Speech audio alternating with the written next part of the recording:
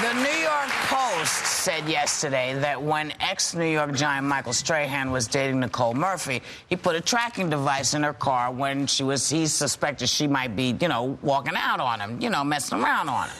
Now, is this a surprise to anybody? Not that she put it on her car, but that it's that easy to do?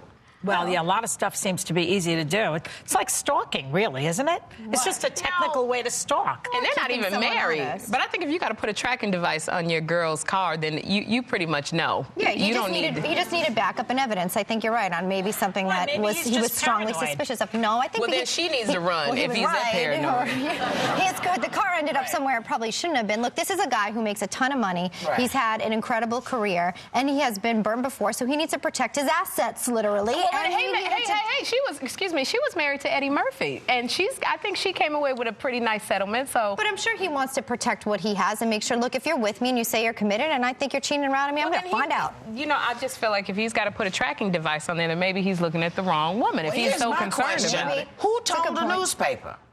That's what I want to know. How did the newspaper find out? Somebody called. Right. Maybe they're tracking him. It was either her or him. I think it's very peculiar. Yeah. Very peculiar. But that's kind of trippy to put a tracking device on. Maybe my marriage would have been all right if I'd have put a tracking device on. But then that'd have been bad. You would have thought about it, it would have been too late. Okay? I don't need a tracking device on Steve because he never goes anywhere. And if he does, I just follow the crumbs, Would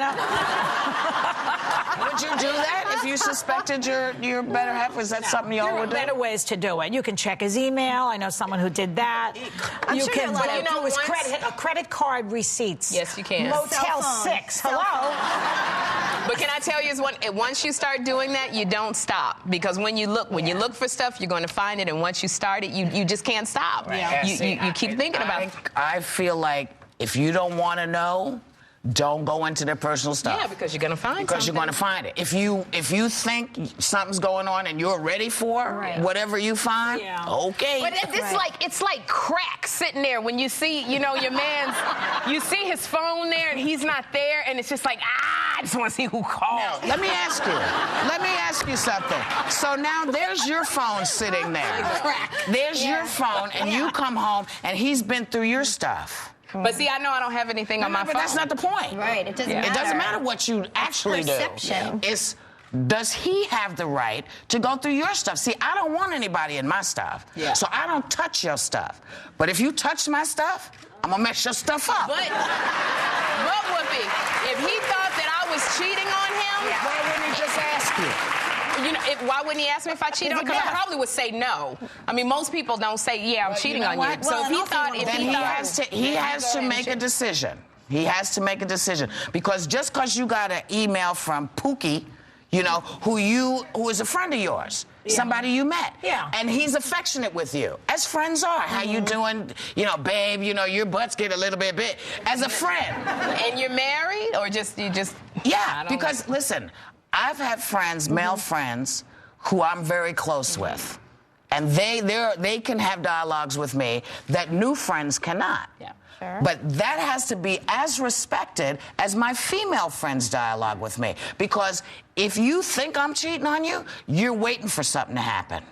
I don't think so. I don't think you're necessarily waiting for something. I think women have instincts. I think we got something called instincts where it's like, wait a minute, something's wrong. Oftentimes, but most of the time, we are mad. We're at dinner. Me and you, we're dating. Yes. So you're talking to me. So cute. I am. You're talking to me. Yeah. And as you talk to me, I'm kind of like... Yeah. Looking around. Now you mad. I'm pissed. Because you saw something I didn't see. You saw some chick I did not see. Now you think I'm looking at her. Yeah. Now I look for her. Now I am looking at her.